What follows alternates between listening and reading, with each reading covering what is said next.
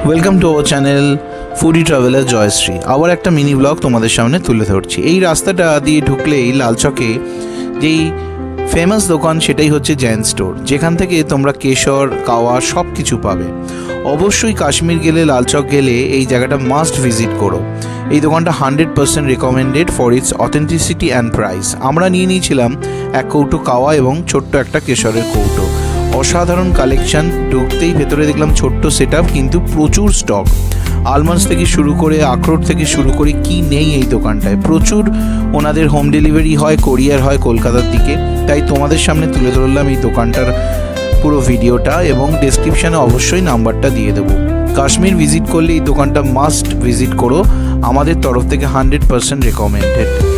রিলসটা ভালো লাগলে like, share এবং কমেন্ট করো। টাটা।